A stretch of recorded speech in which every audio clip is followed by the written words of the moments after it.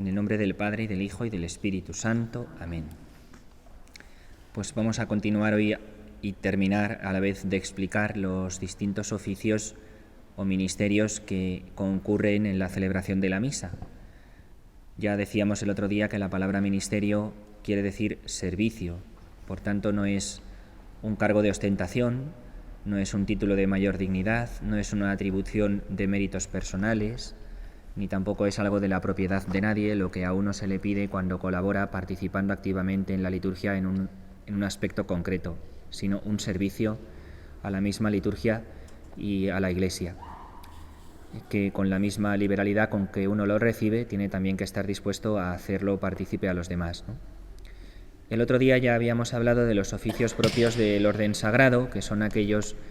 que corresponden a los ministros ordenados, al obispo, sacerdotes y diáconos, y también de los ministerios propios del pueblo de Dios, que fundamentalmente se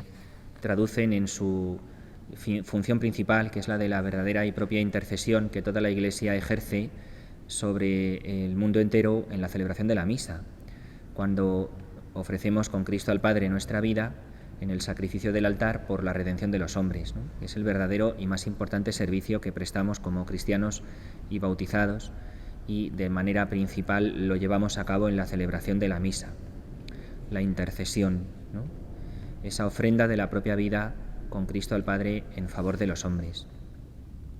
Son los dos principales ministerios, los del orden sagrado, es decir, aquellos que han sido ordenados en el sacramento del orden, o los del pueblo de Dios. Pero también la instrucción del misal romano habla de que existen otros ministerios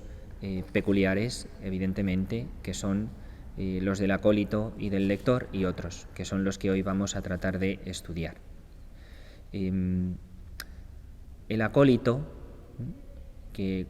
habitualmente asociamos con la figura del monaguillo, pero que no necesariamente corresponde al servicio que presta un niño pequeñito, que es igual la idea que tenemos más propia de un monaguillo.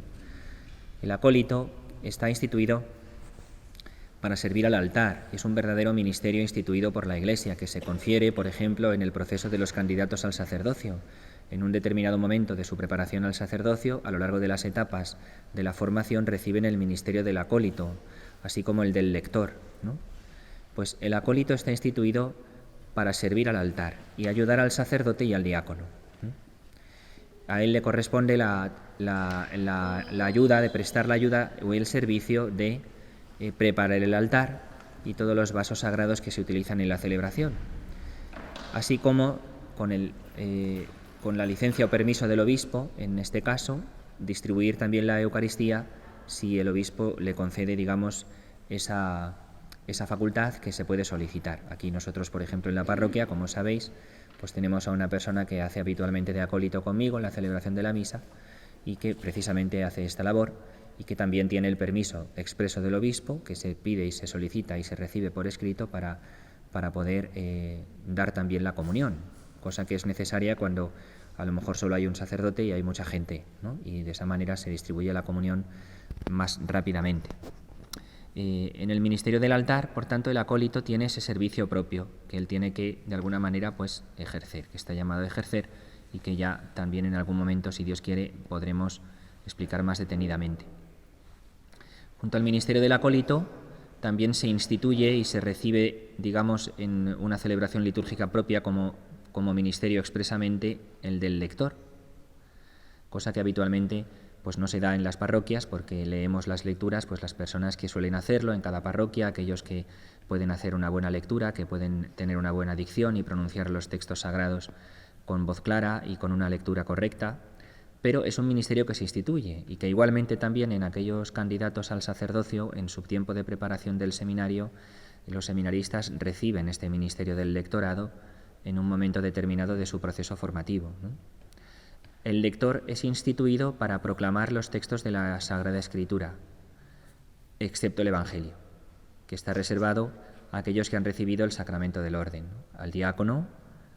si está presente el diácono, si no, el sacerdote, el obispo. También el lector instituido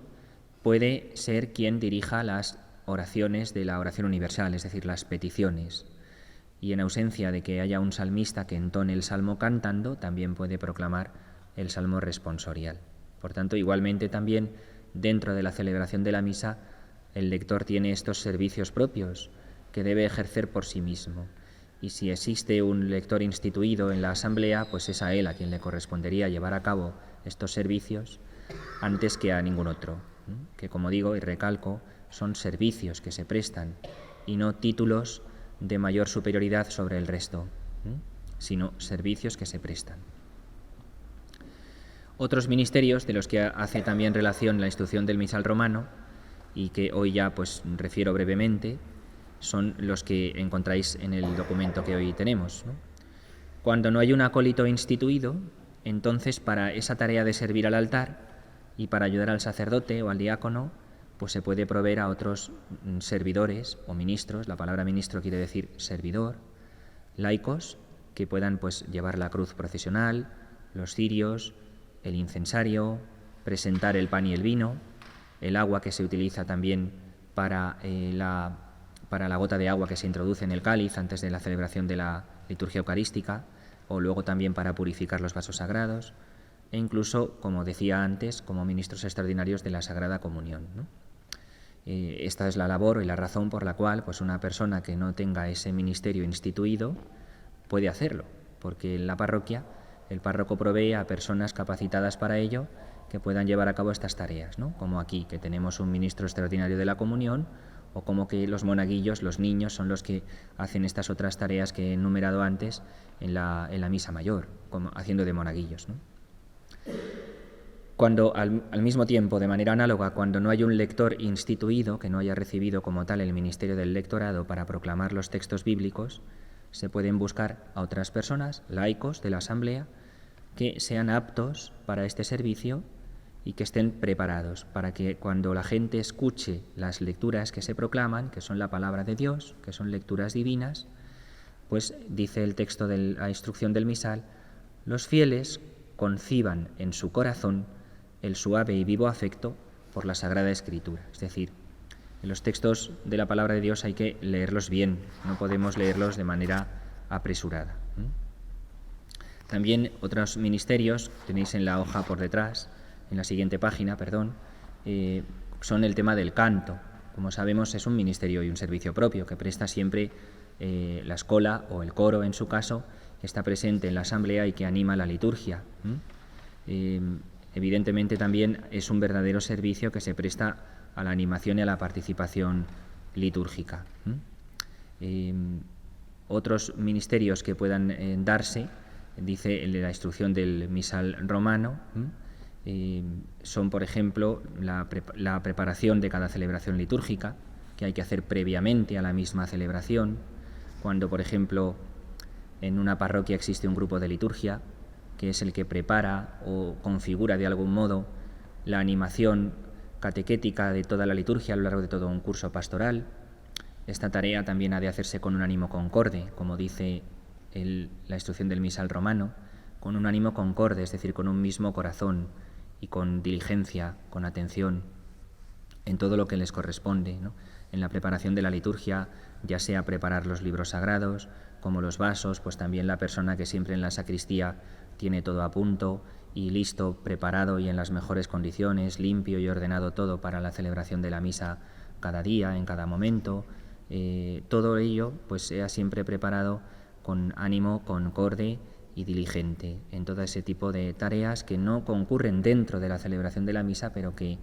de algún modo la preparan y la disponen y se orientan a ella, ¿no? Bajo siempre la dirección y la coordinación del rector de la Iglesia, en su caso el párroco o el sacerdote que esté a cargo, ¿no? Y en todo ello siempre el sacerdote, que es quien preside la celebración, tiene de alguna manera la responsabilidad de tutelar y de supervisar todo aquello que corresponde a la celebración litúrgica, así como dice también la instrucción de disponer todas aquellas cosas que al mismo le incumben, ¿no? Es decir, que por el ejercicio de su ministerio propio, que es el del orden sacerdotal, le corresponde por su propia responsabilidad y por la misión que se le ha confiado, pues esa tutela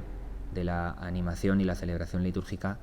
en cada asamblea, ¿no? En una parroquia o en cualquier otro lugar de culto. Gloria al Padre, y al Hijo, y al Espíritu Santo.